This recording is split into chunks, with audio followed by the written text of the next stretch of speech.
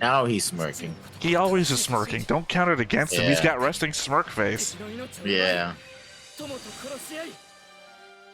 Also, I don't think Patrick foolishly fed, hatred into people. Those people had hatred in them. Hey everybody, welcome back to another Stoneface Reactions. I'm Theta, this is Lessons, and we are back with another episode of Mobile Suit Gundam Seed Destiny. Thoughts? Earth is a bunch of morons. I know why they're doing it under political pressure, because people want revenge, but it's like, oh yeah, we tried this before. It didn't work. Let's try that again.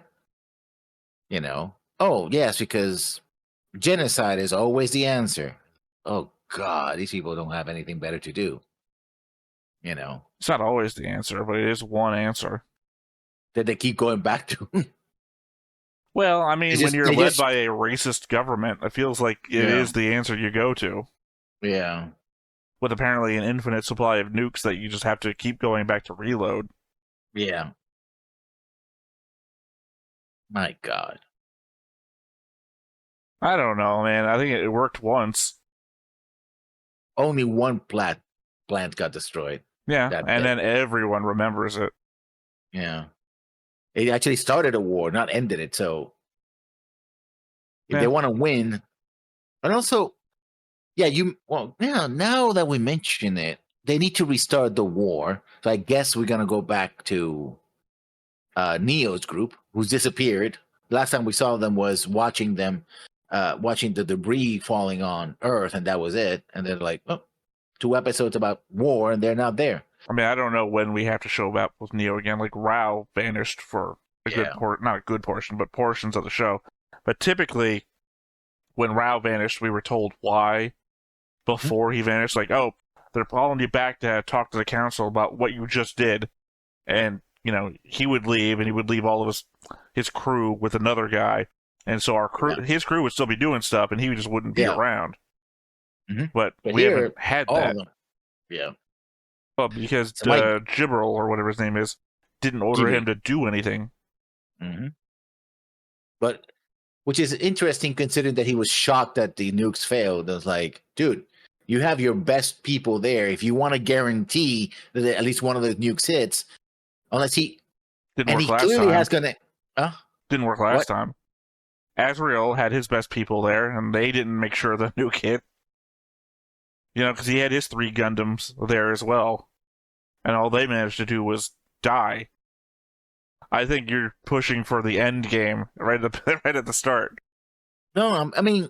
you get Neo out there, you get his 3 Gundams out there, they wind up in that blast, and boom! Shin doesn't get to fall in love. Oh, now that there's another Lacus one around, she might start a Lacus harem. I said Shin. Oh, yeah, Shin. Because you were indicating that you think Shin's going to wind up with Stella. So, yeah. Because Lacus has pink hair, so no, not her. Not the clone either. Although he might end up in a situation where he's Lacus on one, the new Lacus, and Stella on the other. In fact, the last shot we get from Phantom, I was saying Phantom Limb, but it isn't Phantom Pain. Once again, it's a Venture Brothers character. Yeah, it's Stella screaming like, "Oh, they're gonna kill everybody," and that's it. No, she doesn't. I mean, she says that she doesn't scream. She looks very unhappy. I should warn you. I know I'm right about that one because that's the image I used for the thumbnail of her looking down at that, because it's like, oh, that's a pretty good one character shot. Yeah, that's typically what I do. Is I just go through. I don't remember the scenes of the episode. It's like, oh, that's a pretty good shot. And it's always 100% if they're pointing a gun at the camera. That's what I use. She's in shock. It's like, oh, she's always in shock. Oh, true. The only time she wasn't in shock was when we first met her, because you wanted to give us false expectations, I guess. And then she went into shock because Shin groped her. Yeah, and then, then she went crazy. Turns out she's a knife girl. I don't know. I don't know where to go from here, because this is basically the setup for what was like the last 3 or 4 episodes of the first season. And we're like in episode 9. That's why it's hard to remember that we're in episode 9, because it just kind of just still feels like an extension of the last season. Like, I don't think the show is the season has found itself yet, because it doesn't have its own storyline yet. It's still, well, what did we do last time? You know? Yeah. And now here at episode 9, we're doing what we did last time, except this time they turned around. Whereas when Azrael was there, he's like, no, don't fucking turn around. Of course, he had the argument of, hey, they've got a super weapon. If we let them have the super weapon, they'll just fire it again while we're turning around. Yeah. Although, to be fair, they don't know that this super weapon's this very powerful weapon. I mean, I would say it's a super weapon if it can destroy multiple targets at the same time. Yeah. I was just in a mental debate for a moment of whether you consider a super weapon if it destroys itself. But then again, the nukes are super weapons that destroy themselves, so I guess it still counts.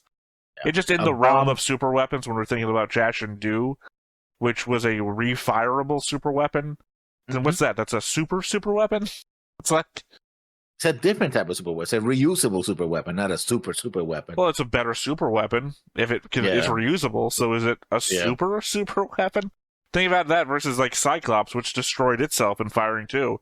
It was the same thing as Jashindu, but it blew up. I mean, I think super weapon is about effect, not reusability. Yeah, well, the effectiveness of a one-use weapon versus the effectiveness of a two-use weapon. I mean, when it is used, rather than, I don't know. I guess you're right in that effect that a gun is better than a missile. Mm-hmm. I can kill as many people as the gun can hold bullets versus the missile can only kill as many people are in range of its blast. But it's a big blast. Well, even if it's a big blast, the lifetime of a gun is still longer than the lifetime of a missile. But you don't... How many people can you fit within, like how many people could you stack to maximize as many people as a missile could kill in a blast radius? Okay, do I have more ammo in my gun than that? I could. Ammo is the reason, like near infinite. The reason in the US. why you will call a missile super weapon compared to, say, handgun or rifle is that you have to get pretty close to people to shoot them with a gun. And no, actually, no. That's the main benefit of a gun. I don't have to get that close. Missile. Yeah, sure, but I'm not calling a missile a super weapon. I'm just saying that comparatively, when we're saying effectiveness versus kill count or whatever, I could conceivably, like the famous Russian sniper in World War II, right? How many people did he kill with one sniper rifle versus how many people died in a single mortar attack, right? The effectiveness of a weapon, it's your own argument you're arguing against now. So I'm siding with you, the effectiveness of a weapon versus the total amount people killed per one use of the weapon. I don't know why you're thinking about it. It's literally your own argument. I'm stating back to you, your own argument. The missile is still can attack a longer range, probably is more accurate, and it can do more. Like, I have more ability to do, for example, more accurate, longer range, and the type of targets that I want to attack will be better than. I mean, I cannot, like, I don't know, blow up a factory with an assault rifle. You could. Well, but it depends on what kind of factory, I guess. Yeah. I am assuming it's a factory with some sort of destroyable material inside of it. You know, factories don't tend to make stuff in the cold, right? You need some sort of heat source, and the heat source needs itself some sort of fuel, and the fuel tends to be burnable or, flammable, combustible, whatever. So if you could... Yeah, but an assault rifle wouldn't set up a gasoline tank on fire. It depends. I mean, typically it's about sparks, so... If there's anything in the area that you could get a spark off of, or I don't know, there's incendiary rounds. So I mean, it's easier to just open the valve, have it spill, and then just I mean, it depends on what kind of gun. I'm talking about like a sniper rifle or oh shit, I can't think of the name. It's made for penetrating armor. I think the problem is you're comparing apples to oranges. Well, I think the problem is that I agreed with you, and then you decided to argue with me for some reason. I'm defending your argument about the missile versus gun, and then you're like, yeah, but like you're just arguing the same side. If you talk about regular weapon versus super weapon. It would be like a pistol versus a machine gun. Both of them kill people, but the machine gun is far more effective because it can do more and cover in a greater area. Well, I'm not comparing normal weapons to each other, though. But the My machine point gun would be was that a missile kills more people in one blast than a gun does in one bullet. Like I said, I agreed with you, and for some reason we're continuing an argument that doesn't exist. Yeah, never mind.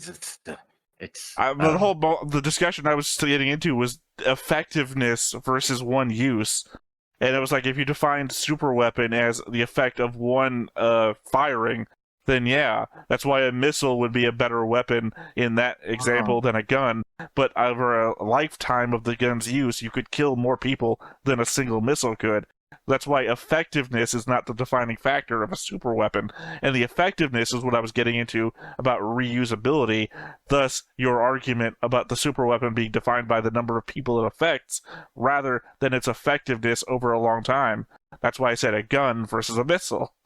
The gun can kill more people over time than the missile can, but the missile kills more people at once than the gun can. Which is why I said I agreed with you, and you debated me on your own point.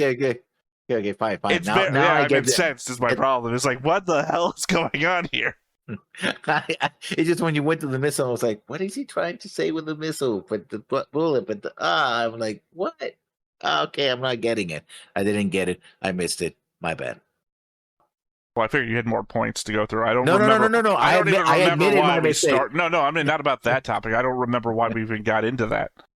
Oh, because of the nukes. Because I said basically that Earth kept trying to do the same thing over and over again, and genocide seems to be the one answer to any problem here.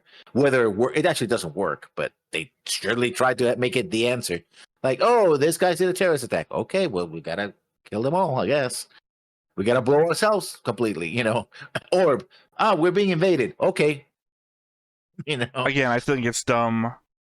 Well, there was an element in my conversation, I can't remember, about the element that they don't know that thing can't fire again. Because we've seen that it melted, but they don't. It has a power of deterrence. As long as they believe that exists, they won't waste their efforts trying to nuke them again. Right. Well, I mean, that was the conceit that I was wondering if it was a super weapon or not before, but we're not getting into that. I think it's also dumb that they let them rebuild the moon base, which is where they stored all their nukes before. Because we did see it got hit by Jachindu, but you'd figure that would be like one of the conceits of the peace treaty. Okay, we're going to show some, I don't know, a little bit of armistice. We're going to limit where we're going to allow military stuff to be. Like, we will maintain only the places that we currently have on Earth. We will not build any more military bases on Earth. We will not establish any more military presence on the planet. Same position, you will not build anything new in space, and you will not put any more military presence in space.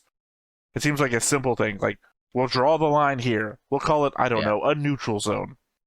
Mm-hmm. I mean, obviously, I think if the Earth Alliance was thinking about it, they would say pull out of Earth, right? Give up Carpathia base and everything like that.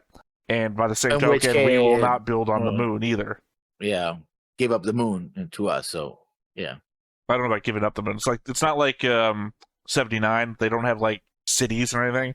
It seems like that one military base is it. And it would have been a crater at the end of the war. Yeah, but apparently there is something there, Well, no, it's the one base. They rebuilt the one base again. Mm-hmm. And we saw it got cratered by Jachindu because Jachindu hit it with the explosive shit, and it was filled with explosives, like the nukes and everything. So it was done. We just don't let them build in it again. You'd think the one thing that zaft would have would be space superiority, but... Mm-hmm. Like I said, if they didn't negotiate well.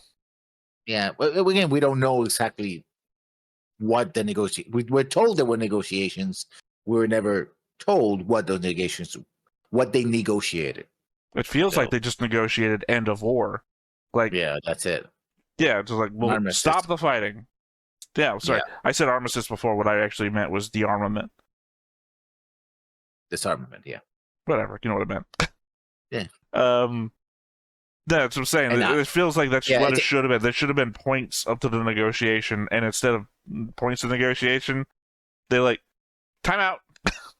Sorry, my other hand would have been here, but it's my push to talk here. So, time out. And that's what they did.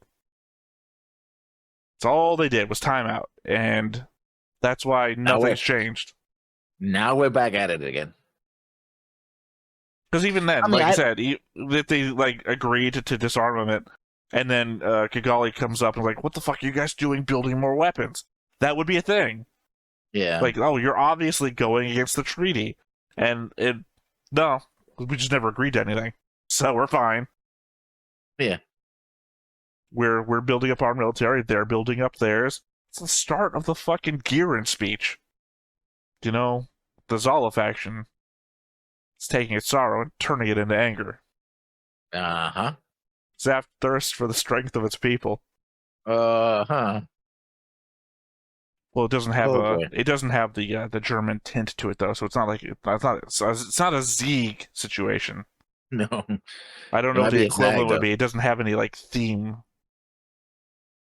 I mean, it's space people basically. That's the theme. Well, that's what I'm saying. It doesn't have any like nationalistic tint to it. Yeah. They don't even identify as like a specific Earth. Nation. Yeah. No, yeah, no. I was thinking Earth race, but it's like no Earth archetype. They're not like Asians or South Americans or Canadians. Those damn Canadians. That's what I'm saying. They don't identify as anything. They didn't give them a specific look. There's no flags the damn flying Canadians around. with their one-shot super weapons. I mean, Canada could actually build nuclear weapons if they wanted to. Well, sure, they could. They're our neighbors. We support them. No, I mean, they have the technology know-how. That's what I mean. Sorry, always forgetting the name of the alliance. NATO? I guess it is technically the North American Treaty Organization. Yeah. No, I think I'm getting always confused with the North American Free Trade Agreement. No, that's NAFTA. Which is Canada, Mexico, and U.S. Yeah. So there you go. Yeah. I don't know. It's just an uncomfortable situation that we're in. Specifically, I'm just angry again at Earth Alliance. Which I don't blame you for. Well, I've been pro-Zaft since the beginning of the show, when Zaft was apparently the bad guys. And then you learn the history of Zaft, I was like, oh, I'm on the good guy side for once. Or not the good guy side, I'm on the victim side for once. And then they went overboard again. I disagree. They almost got nuked, and then they brought out a super weapon. I feel like you gotta go one for one. They didn't bring out nukes of their own, right? Like, we agreed not to nuke, and then to be fair, we didn't build new nukes. We just put nuclear energy into a thing, which is not against the treaty as far as I'm aware. Yeah. But you guys just kept your fucking nukes. That's against the rules. Yeah. And kept trying to use them. And we used them, actually. To be fair, we said no more nuclear weapons. We built a completely different super weapon, which apparently you guys also had. Because the Cyclops is the same thing. It just self-destructs. Yeah. So yeah, no, I don't think they went overboard. They used literally equal force, which I believe is legally allowed. Yeah, but if someone's trying to kill you, you're allowed to fight to defend yourself, including up to killing them. But they have to make that legal standard first. They have to show appropriately that they have tried to kill you before you can match that force. It's an affirmative defense. Well, it's equal force. No. As a legal defense, you have to make the affirmative defense that person actually, and prove that person tried to kill you. Well, no, I know what you're saying. Legally, it's also equivalent force. You would defend yourself by equivalent force. Yeah. I'm not saying in the fight you would defend yourself with equivalent force. In the legal argument, you would say that I used equivalent force. I had to fight that strongly that I killed them back because they were trying to kill me and I had no other recourse. Yeah. I believe that is the police defense. Yeah. Also, typically, castle defense. I was afraid for my life. Could have done anything. So I did anything back. Anyway. But yeah, I mean, they fired multiple rounds at nuclear missiles at them. You're allowed to do whatever it takes to defend yourself when literally your home is floating in a vacuum.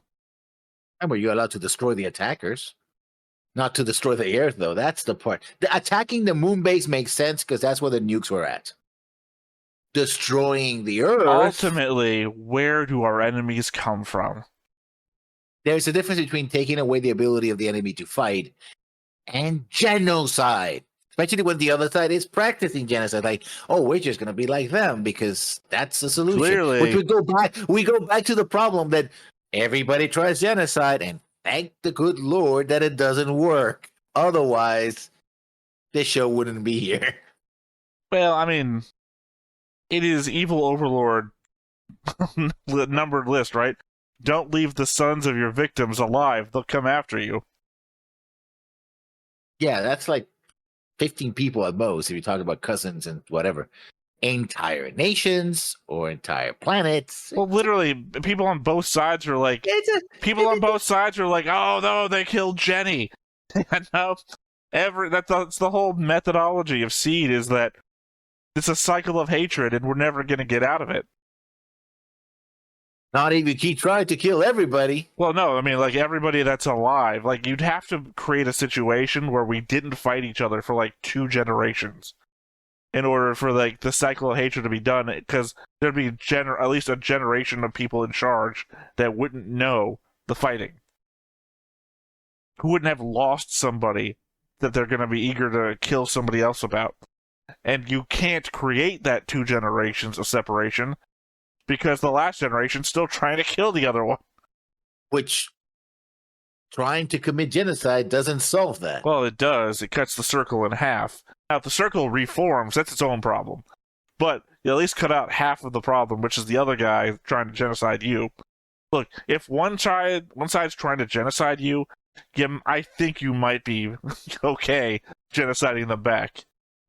Because I don't know how you get out of it. You don't leave the guy who's trying to kill everyone you've ever known alive. Especially when they won't stop. If it's just one guy, sure, it ends with them, but I wouldn't kill them, their parents. You have no guarantee, though. That's the problem, is you have no guarantee which cog in the machine is going to keep doing it. Yeah, I think the Zola faction proves that. These are just a bunch of randos that got together and decided this is still the way to go. Which implies that it's viable for everybody. Everybody on the other side is capable of, smuggling a nuke onto a plant. This is what happens when fear takes hold. Yes. Yeah, that's the but problem. There's no way out of it. It's the point. No, I think there is. Well, you're an idealist, and you're going to die in a nuke attack or explode as your body expands when you're going to whatever the fuck wave thing that is. I don't know which is the worst death. But I guess the nuke, maybe, because it's faster? Because it seems like those people know that they're expanding? The realists are the people who are trying to murder everybody. Yeah. I prefer the idealists, people who are not trying to murder everybody. I prefer the realists because they're fighting back. Because that ups my survival chances. You're the guy standing on the plant, not knowing that the nuclear missiles are heading your way. Which I guess gives you a certain level of security because you're just ignorant to what's happening. I'd rather be the guy outside like, oh no, the fucking nukes are coming, but having my hand on a gun. Because at least, maybe if I don't actually have any real effect to change what's happening, I feel like I do. Peace of mind. In absence of peace.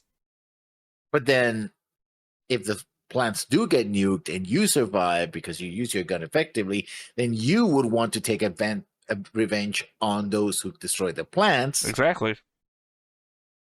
I told you, that's the theme of Seed. It's a cycle of hatred that you can't get out of, and my worry is that they're going to, magic their way into a solution that's unrealistic.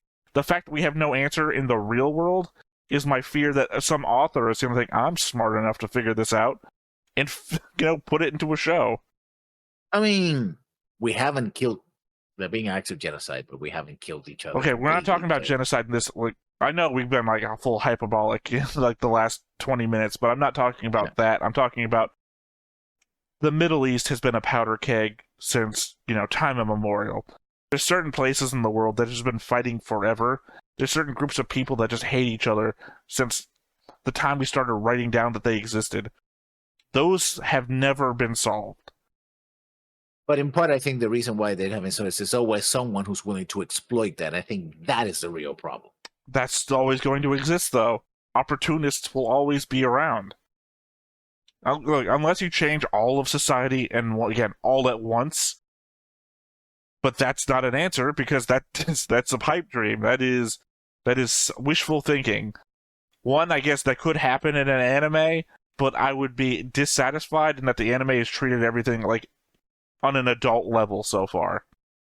Like, obviously there's been the teenage romance shit and everything, but I mean, when it comes to the realism of the cycle of hatred, wanting revenge, feeling a sense of loss and wanting other people to feel that loss, the same loss that they inflicted upon you, has been very real. And I don't want somebody to just make something up that doesn't feel real. I mean, you can always say also that there's the threat of mutual destruction and coming so close to it, which is, I think, is what ended the war in the first place. Like, yo, this is insane. We don't want to do that. Right? That helps quite a bit. I think the problem is they think they can get away with it as well. Yeah. I'll be honest, I don't know actually what satisfactorily stopped the first one. Because you had the unrealistic rebel zaft faction that, like, once Patrick was dead, took over. Because I guess suddenly everyone's afraid of Patrick, the guy that they elected, and was actively listening to his commands the whole time, and was so, in control that after he died, people are still following him. I mean, but there were other people. A faction of 2 members and a couple of insurgent fighters somehow took the government back. No, I mean, remember that it was somebody in that. He shoots somebody in the command center, and people were like, "What the hell are you doing?" They're saying to fire the thing, and then the guy disagrees. He shoots Patrick. Patrick turns around, shoots him back. They're both dead. The person we see signing the peace treaty is Eileen Canaver, the only other person that follows Siegel Klein when he goes rogue. So, Siegel gets shot to death. That's at least the one thing you saw of Siegel in the movies. You never even met Eileen Canaver. She doesn't even appear in the movies. So, Eileen Canaver somehow wrangles control of Zaft back, even though there's other council people, including Yazik's mom. People may not have agreed with Zaft, but I don't know why they suddenly gave up the entire... Sorry, I said Zaft, I meant Patrick. People may not have agreed with Patrick, but they certainly still weren't like... Yazik's mom was all like, stay in the back, we're gonna get this fight done. And then suddenly, guns drawn, they're arrested, And then, well, also the fact that the weapon got destroyed, kind of like, oh, we can't do this. It just felt to me like a Street Fighter of the movie ending. Like suddenly, all the bad guys showed up and we arrested all the bad guys. And it's like, I'm pretty sure that wouldn't happen. But it wasn't like and then we all lived happily ever after ending that I'm dreading that the author is going to show at us at some point. So, I can live with it because it was a status quo. I think I've said this before. Status quo ending is just, and then we went back to how it was before, and that's like, okay, at least you didn't solve anything, you pulled us back from the brink, but we're still in the same problem. We're still suffering from human nature. Yeah, I guess I am an idealist. Sure. You're that one woman from Hitchhiker's Guide to the Galaxy. Which one? The very beginning of the book. The first book. Uh-huh. The one at the party? No. The very beginning of the book. Like, first page. Isn't that the universe was created and everybody thought it was a bad idea? Agreed it was a bad idea? On the same page. The girl who's sitting at the bistro who comes up with a good idea that would save everybody. This would be it. And then she died because the birth explodes. Yeah. That girl. You're that one. Because, you're never going to succeed. I mean, I don't think we're going to have a perfect solution where you can have better ideas than what we already have. There's always a better path. Otherwise, we would still be cracking rocks and, trying to push mammoths off cliffs in order to eat. Well, to be fair, we wouldn't because the mammoths are dead. Yeah. But you know what I mean. Or elephants or cows or whatever. Yeah, you know? I would love to see the civilization that you think exists that pushes elephants off of cliffs. Either elephants walk off cliffs because they want to, or all of those people are dead. So I guess let's go ahead and hop on into it. But before we get started, Make sure that you hit the like button. Hit that subscribe button. Comment down below to feed that algorithm. on top of all that, if you want to watch more shows like this, Unfiltered. Uncensored. And uncut. as well as some early access stuff, You can check it out over on the Patreon. It's just $5 a month, but hey, no pressure. There's zero pressure in order to do that. It's just a little bit of extra support, and it would be greatly appreciated. The fuck happened to these subtitles? They shrunk. They said at the bottom. 改正そんな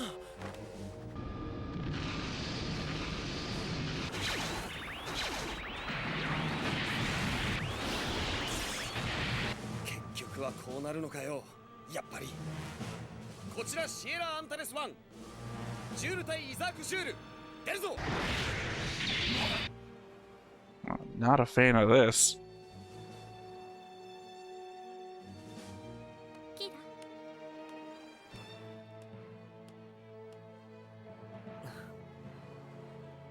何ねえ何あらあら起こしてしまいましたか So she clearly is on Earth. And she's wearing a different hairpin, so we can tell that they're different people, I guess. Well, I assume that's the entire point of showing us that one scene. そら行け今度こそ青き正常なる世界のためにスタンピード乗車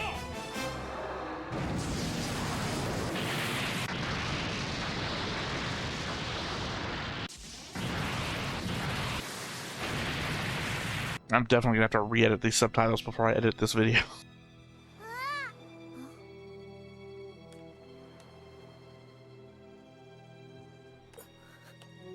あれはあれは核の光だ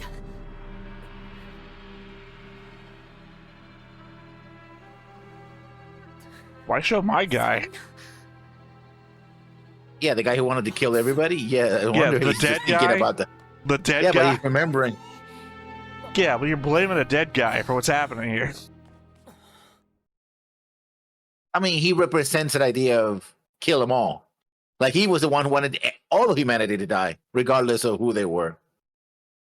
I hate these subtitles. Like, what the fuck happened here? Like, I literally am gonna have to edit this because part of the subtitles are, like, almost underneath the overlay. Also, they're... No. Interesting. Use your words. No, I'm saying that there's Lacus on screen. One is very serious and the other one is dancing. But I couldn't see if the one who was dancing was had the different hairpin thing. Well, they're also both wearing different outfits. Yeah. That should probably help you, too.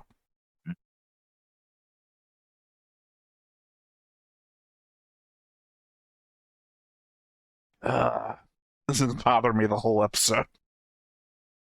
Well, it's also, I don't know. I'm an older man now. It's hard to read. You're wearing glasses. I require glasses and just don't wear them.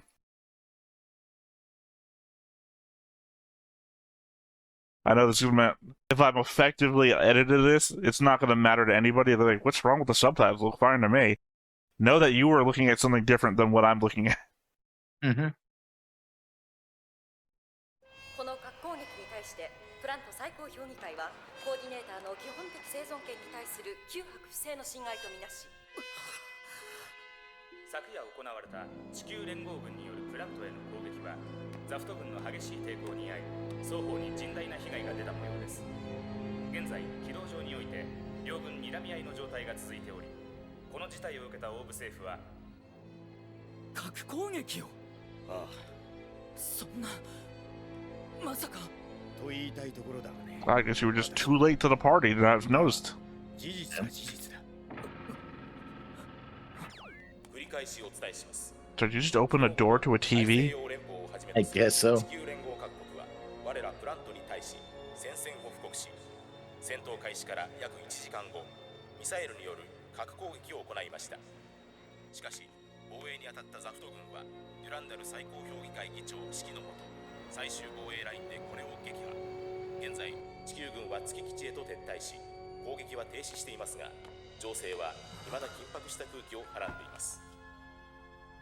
君もかけたまえ、アレックス君。ひとまずは終わったことだ。落ち着いて。 I guess on the other side, if you're looking at this for a tit for tat situation, Yeah. that the Earth got like devastated by Jaina 7 and the plants suffered nothing. やはりショック So far. だよ。こうまで強引に開戦され、いきなり核まで撃たれるとはね。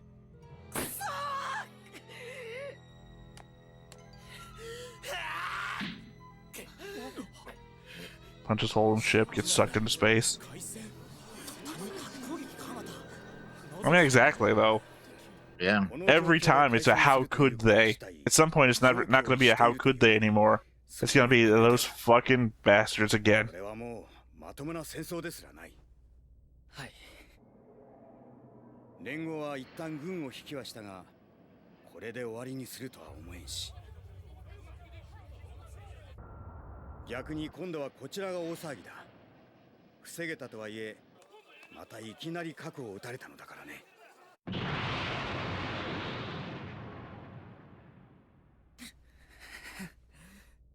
だが警報すら出なかったぞ。一体どういうことだ。こんなことになるなんて評議会は何をしていたの？ Turn them back into leadership. 当たっていたらどうなっていたか。問題はこれからだ。これからどうなるの？宣戦布告されたんだぞ。こうなったらもう戦争だ。そんなむちゃくちゃよ。それでプラントはこの攻撃宣戦布告を受けてプラントは今後どうしていくおつもりなのでしょうか。 Again, though, difference in reaction. The Earth people react with racist sentiment and their coordinators versus Plant, which is like they fired nukes at us. 我々がこれに報復で応じれば、世界はまた泥沼の戦場となりかねな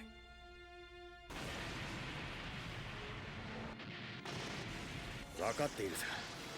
無論私だってそんなことにはしたくもない。だが事態を隠しておけるはずもなく、知れば市民は皆怒りに燃えて叫ぶだろう。許せない。 It's a shame they didn't make a super weapon out of those EMP bombs that they got. Just EMP the entire fucking Earth wouldn't be the same as destroying it. どうすれば止められるというんだね。すでに再び我々は撃たれてしまったんだぞ。核を。 Technically a third time. Yeah. Fourth if you don't count Bloody Valentine. 犠牲が出てからで遅いんだぞ。もう話し合える余地などない。しかし See, the difference is the adults are the ones yelling and the kids are just playing. どうか議長 The whole Yeah, but kids don't know. second generation thing I was talking about. ただ打ち合ってしまったらダメなんです。これで打ち合ってしまったら世界はまたあんな何も得るもののない。 It's also ironic this is the whole storyline of One Piece. どうか The hatred is adult thing. Don't teach the kids your hatred. 俺はアスランザラです。 Yeah, no, I've been calling you Patrick. I mean, Patrick Solo on the ship. 愚かとしか言いようのない憎悪を世界中にまき散らしたあのパトリックの息子です。 Now he's smirking. He always is smirking. Don't count it against him. He's got resting smirk face. Yeah. Also, I don't think Patrick foolishly fed, hatred into people. Those people had hatred in them.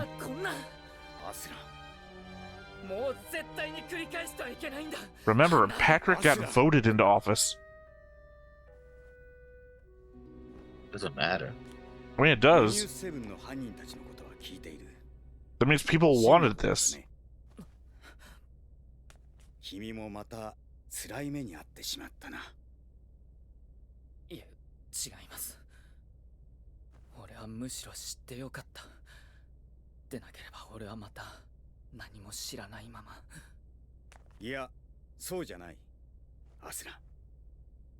君が彼らのことを気に病む必要はない。君が父親であるザラ議長のことをどうしても否定的に考えてしまうのは仕方のないことなのかもしれないが。Why wouldn't he think they're gonna be his father? 初めからああいう方だったわけではないだろう。いえ、それは。Remember, Patrick was friends with Siegel before everything else. So, you know, the war leader guy was friends with the peace leader guy. They had conversations about this shit all the time. 思いがあっても結果として間違ってしまう人はたくさんいる。またその発せられた言葉がそれを聞く人にそのまま届くとも限らない。受け取る側もまた自分なりに So we gotta protect our dark and starry world. 議長。ユニウスセブンの犯人たちは行き場のない自分たちの思いを正当化するためにザラ議長の言葉を利用しただけだ。自分たちは間違っていない。なぜならザラ議長もそう言っていただろうとね。だから君までそんなものに振り回されてしまってはいけない。彼らは彼ら、ザラ議長はザラ議長、そして君は君だ。I mean, that makes sense, yeah. たとえ誰の息子であったとしても。そんなことを。Oh yeah, I mean, it doesn't make sense to get into like a anxiety attack over what other people are doing. You don't have control of what other people are doing. No, but I think what he's saying is everybody has responsibility for their own Yeah, same thing. actions, right? ここに来てくれたのが君だ。ならばそれだけでいい。一人で背負い込むのはやめなさい。See, this is manipulation. Yeah, that's true. I'm sorry. Okay, never mind. 嬉しいことだよ。Gold-colored Yeah, it's a dress. crotch. Yeah, sorry. It's just Yeah, it's, like, it's not really a dress. She's wearing like a bikini and then like an outer. yeah, it's just that the bikini bottom part is the same color almost as her skin. Yeah. 一人一人のそういう気持ちが I think we created evil Lacus for the show, which is weird considering I hate Lacus. So I don't know where to go with this one.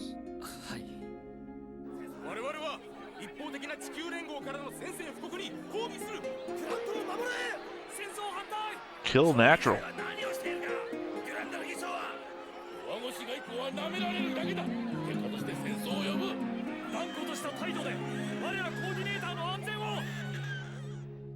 But first, rehire the street cleaners.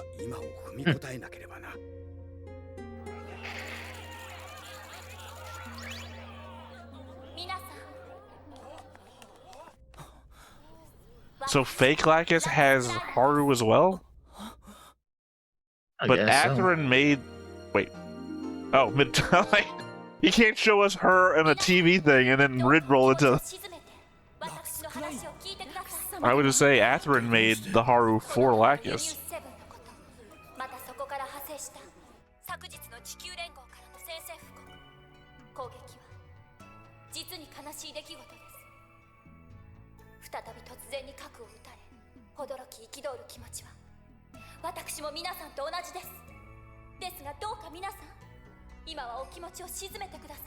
So maybe she's not evil Lacus? She's programmed Lacus. I think that she's meant to be the focus of everything. So when she turns around and says people, we should do what, you know, basically she's saying to the people, do what Durando wants. Durando doesn't want war now, so you calm the people. Later on, if Durando does want war, she'll incite the people.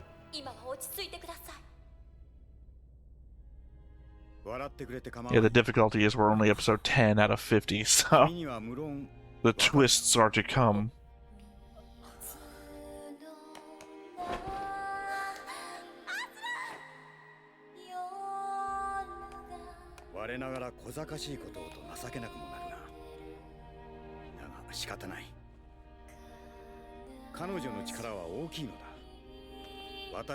See, he just confirmed it.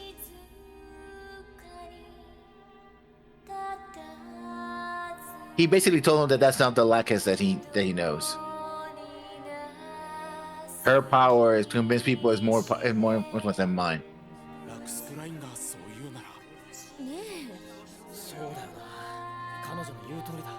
俺、前の戦争の時、夜勤で彼女の言葉を。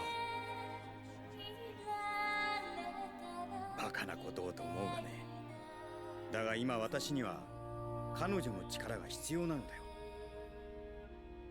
また君の力も必要としているのと同じにね。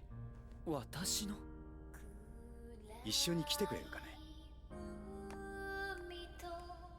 I don't know what's about to happen, but I feel like we're about to see some heinous shit. Clones, maybe clone. Yeah, I don't know. Just we're gonna walk into a room where something real bad. You know? You don't ask somebody to follow me. Oh, unless it's gonna be he gets justice back. This reminds me of that hallway. Yeah, it's the same hallway. Well, the same hallway they saw Kira go through when he got the freedom.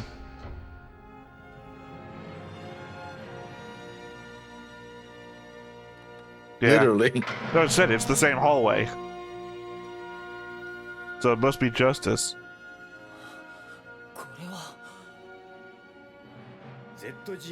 Or Savior, which is literally in the opening of the show, and I mentioned it before. I don't know why I was surprised. That looks like it has a cable running up its dick.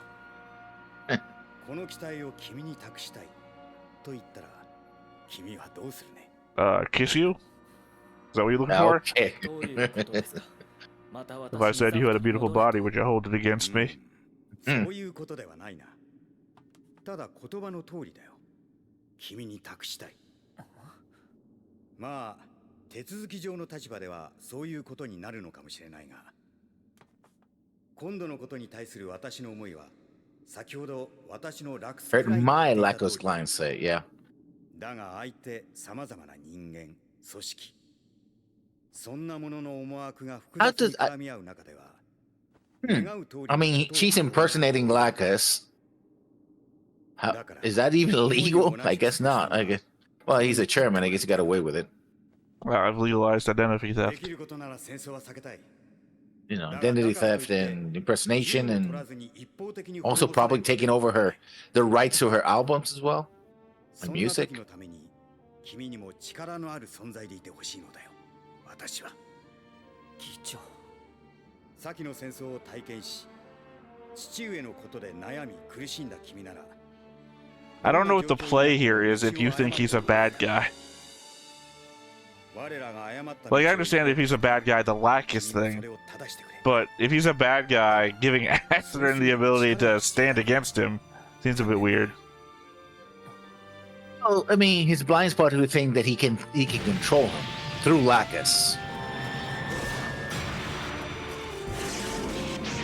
I mean, no.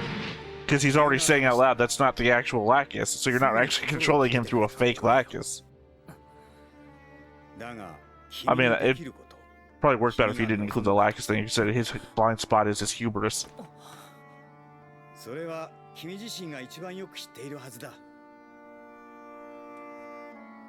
Like how to deal with Kira. Oh wait, no, that's not one of your things.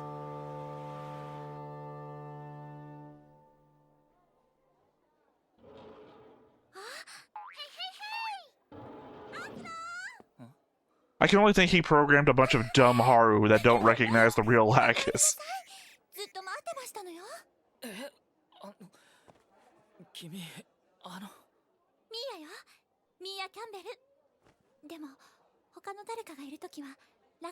Oh, she's someone else. Pretending to be. She's not a clone, she's just an actress.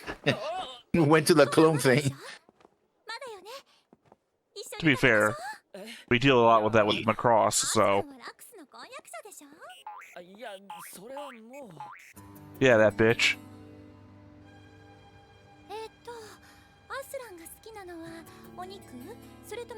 Yeah, I have a girlfriend back home who has a boyfriend. I don't know how this is working for anybody.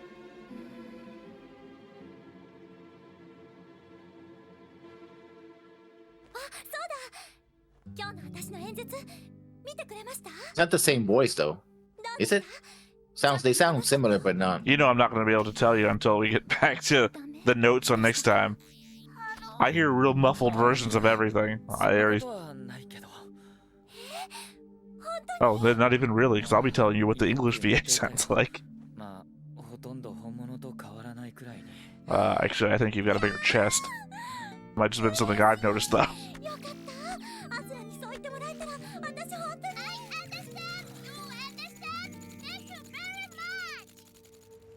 I don't see it in English for some reason. I guess to emphasize how it's fake. I guess you chose fish.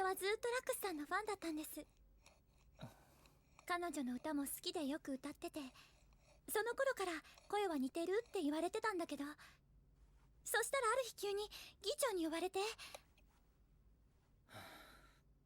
それでこんなことを？はい、今君の力が必要だって、プラントのために。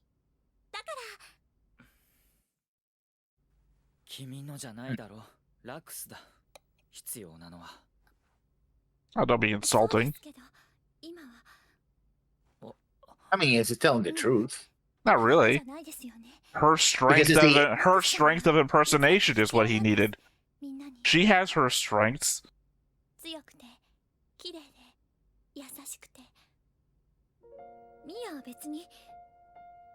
See, all he did was inflict sadness on her. He's the problem. It's the cycle, man. It's a part of the cycle, like everybody else. 議長やみんなのためのお手伝いができたら、それだけで嬉しい。アスランに会えて本当に嬉しい。アスランはラクスさんのことをいろいろ知ってるんでしょ？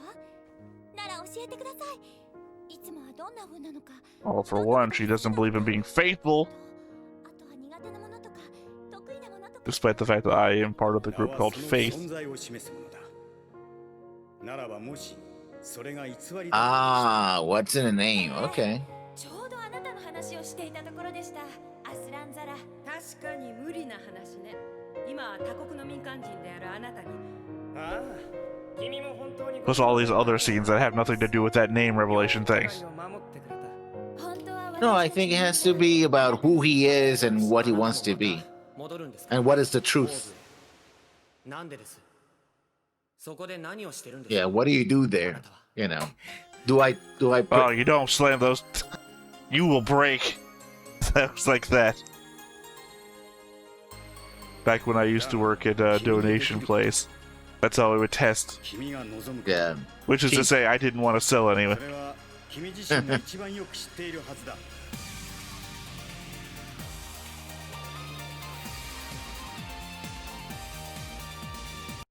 But no, actually, the real cheap ones aren't actually full glass. They're not connected by the cup bit to the stem.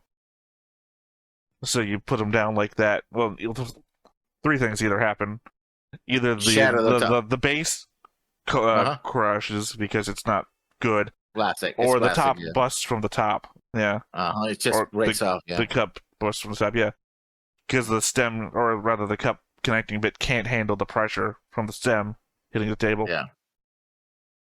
Or nothing will happen because it's actually full-on crystal.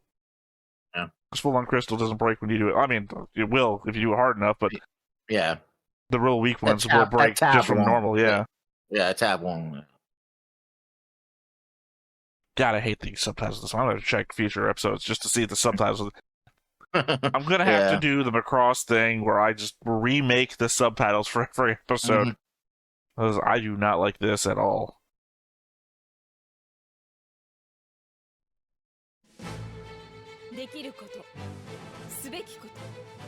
Oh, they're back. Is Dribble clone?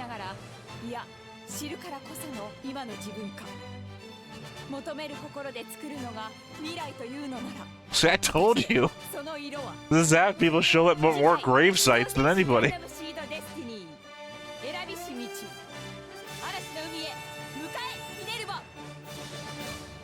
I guess that's Talia's voice. In season 1, it was always Ramius because she's the captain of the ship.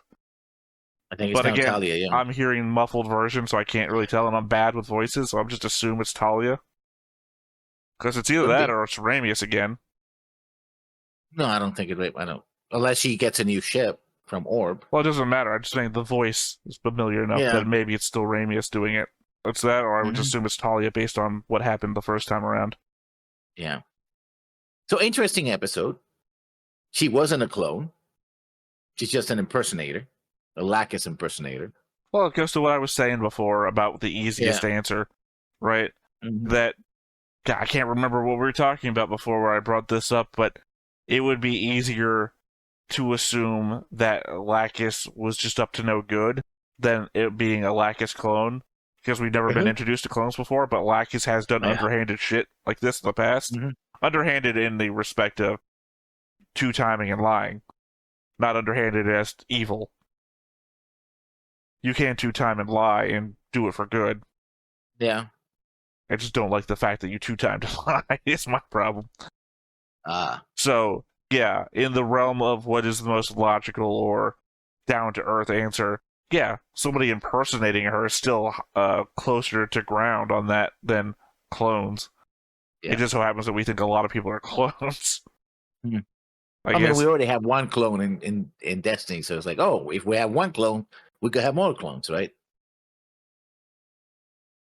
Oh, we had one clone. Yeah. Well, you said Destiny. You mean Seed. Seed, yeah. We're in Destiny now. Yeah, that's why I was confused. I'm like, who's a clone again? Yeah. Well, technically, everybody could be clones. Yeah. Well, I mean, we go through the whole genetic modification thing. For all we know is that they take a live baby, take its DNA, kill the baby, make a clone that's genetically perfect. We don't actually know the whole middle of the process, except for the fact that they went to that place before, and it was filled with, like, bottles of dead, fetuses, yeah. Yeah. So, clearly, something's going on. Oh! That's where you should go when you talk to the detective again. Oh, God, not that. For all of those kids that went missing. Oh, Jesus. Yeah, I think we've got the makings of a comic here, or a manga, or a manhwa. Yeah. Look, we've already established that a lot of kids went missing under your watch, and that your inability to solve mysteries is the cause of that. I think we watch enough anime where, like, kids go missing or die that we could do, like, a detective lessons isekai where you keep showing up in different anime. Not for nothing, I did actually talk to an artist friend of mine about the idea of doing a monthly monthly comic, where literally the idea was either one of us, like, isekai our way through anime that we've been watching during the month. But I kind of like this idea. I don't know. I have to think about this. He hasn't gotten me back with, like, prices or whatever. I don't even know who it'd be good for. It'd be you and me reading. Yeah. It's a funny idea. Keep the joke going. It could be a kind of gomake kind of thing at the end of shows or at the beginning of a show. Oh, like yeah. Every episode, another one. So if you want to know the continuing story, you have to watch every reaction to the end. Yeah. Continuing adventures of Detective Lessons and his inability to solve a mystery. Because there's some mysteries you just don't solve. It's not the greatest tagline.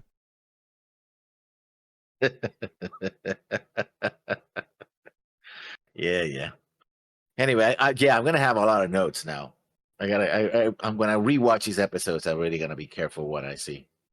Yeah, because I think this episode mostly more than the other one. The other one was it was more action. It was straight up food fighting and didn't have. That's why I had so few notes this time, because the last time was a lot of fighting. It's like I don't really have a lot to. That's why I had a note about these places got destroyed. I'm just like watching things get destroyed. Yeah. So yeah, and I'm sure Durandal is up to something, because you wouldn't go to all. He this... just told you what he was up to. Yeah, no, but you think he's got like a triple bluff situation going on? You know what? I'm up to something. Let me tell you what it's about. Plus, let me tell you this other thing that I'm up to. And then he's got a third thing going on that he's not telling anybody about. No, I think he's setting up something further down the line. That these are the opening moves for something he's putting up the line. Not that he hasn't told us everything. He hasn't told us, like, you know. I think everyone's dumber than you think they are. Maybe. Like our main manipulator on the Earth Alliance side, Gibril or whatever it is, we've seen him like Gibri. Yeah, we seen him like collapse, and the next time on, like you know, like his master plan has fucking failed. So I mean, I don't think he had a master plan. He sees an opportunity that was presented to him. No, we covered this because he says during the first meeting that they have a list of plans, and that this is just one of them. But apparently it's failed so hard that even though he's got like a whole book of master plans, I think he had a set of contingencies. I think that was the word to use. So he wasn't planning on this. I mean, contingencies are plans because you plan for a possibility. Oh man, it's kind of like you could plan to improvise. No. That's not what I meant. Yeah, that's not what I meant. That's exactly. Contingencies not the, Look, that's not what I meant. The audience has already weighed in on my behalf and saying that's a thing. So. But I'm glad that you can acknowledge it here when another character in an anime does it. Anyway, so yeah, I'm gonna take a lot of notes, but right now I gotta process everything that happened, especially with the fake Lacus. I'm like, yeah, no, I'm gonna have to go through fine tooth comb all those subtitles and see if I gotta fix the subtitles because sometimes they do say things and I don't know a lot of Japanese, but I can kind of get a little bit of like, they kind of said that, but not really. But for example, they sometimes refer to people and they in the subtitles they just use a pronoun instead of using the name again because it would be kind of awkward. Like, oh hey, Theta, what about the thing I said to Theta? And you're like, what? Why are you saying my name? You can use the pronouns, right? It's like. You know, what I said to him, no, it's like, no, Theta. I told him about Theta. I was like, what? So in Japanese, it's not a real problem, but sometimes in English, it's kind of. Well, yeah, that's why I also watched the show once in normal, which we're recording, and then I watched it again in English. And as I said before, when it came to Arthur, he plays differently in English. Like he's a comic relief character. So when you're like attributing him like serious like romance interest stuff, I'm like, no, he really felt like a comedy character in that scene because they're telling me in English that he's a comedy character, whereas there's a subtlety to hearing him in a different language that I don't pick up on. Like when we talked about the Black Tri-Stars in '79, and you said, oh, they may have an accent from like northern Japan, which is read this way, and in English they're given redneck accents, which may be the societal same or equivalent. Yeah. So that's why I'm saying in English he's a jokey character. I think that's the way he's meant to be played. This isn't a romance interest between him and Ramius. He's like hot lady, and she's like, no. Or it could be that he's a jokey character until he dies. Then he has a tragic death, and like he died. Don't think he's that impactful. Usually it's the comic relief character that everybody loves that dies, and then, you know, we get that, like, oh no. Well, we haven't gotten enough with him to get that, because other characters he's been on the bridge every time we fought. He's argued a bit. He's, like, done silly stuff. He's outshone by the fact that you have Arthur there, you have Kigali there, you have the captain there, you have Durandal there. It's like, him being jokey, there's no space for him to be even more than that. What you're attributing to him, I think, is probably going to be more on Luna Maria than anything. Yeah. Because the problem is you're saying, oh, it's not, he hasn't had time yet. We're 10 episodes in. If he hasn't shown yet, I think this is what we're getting from him. He's going to be one of those, like the two guys up on the top thing in 79. Yeah. There's two of them here in your first season, but you don't get much of them either. He is who he is. I don't think we're getting more of him unless they do like a special one episode, like just before he dies or something. Yeah. I don't think he dies until the bridge explodes. They started handing out death flags. Like, here you go. Okay, what is this? Don't worry about it. Keep going. No, I think Luna Maria is more, because I'm constantly wondering what is going on with her. Because they're signaling to me, like, oh, Luna Maria and Athrun are going to be in a relationship or something. Because she's constantly around him, like, getting in deep conversation-wise. Yeah, but it seems very one-sided. Like, of course, he's in a relationship. It's like, but she's pushing to the degree that I would think if Athrun wasn't with Kigali, this is what's going to develop. And it's like, well, if that doesn't develop, what is she building for? Why is she getting so much attention? Why? It's like she's more developed than Arthur is. Could be setting up for an enemy situation where he gets the savior and does something, and she's like, no, he wouldn't be able to do that. It's like a broken base situation where she's like, oh no, you're the hero, and then he does something that she misinterprets. It's like, how could you do that, right? And I think they set it up for that more than anything. I'm anticipating more of a toll situation, except not a boyfriend thing. We've got her sister handling communications like Haw did. That she's just going to die, and then her sister is going to have to deal with the fallout, and that we've brought her up so many times, so many conversations with Athrun, that she's going to die, and that's going to weigh in on Athrun too. That we didn't actually put them into a romance, but she's constantly been there interacting with Athrun to the point where we're flashbacking to her so many times. I think maybe that's something people don't like about this season. We are flashbacking hard, Yeah. I'll say I don't like it. It's not great, but it hasn't detracted from me anything. Also, I got a shit memory, so I don't know if we weren't if we weren't taking notes, it would help. But we're taking so many notes that I know all this because we talk about everything. So there hasn't been a thing that hasn't been flashed back to that we haven't talked about. Yeah. Anyway, I think I need more time to digest it and maybe get a rewatch in order to really get my thoughts in order. It's not that I hate it or anything. It's just that there's a lot of little things that I'm like, I need to see that again to make sure that I got it the first time, because... I mean, you're telling me, I'm still putting pieces together from season 1 to now. So, like I said, I keep coming back to Eileen Canaver. It's like, where did she go? What did she sacrifice? Is it the whole names thing that I think it is? Mm-hmm. So, All right, well, if that is that, then once again, I have been Theta, this has been Lessons, we've been Stoneface Reactions, and we will catch you next time. Bye-bye. Hey everybody, thanks for watching another Stoneface Reactions. If you have an idea of another video we could go ahead and watch, go ahead and put it in the comments down below and we'll add it to the wheel.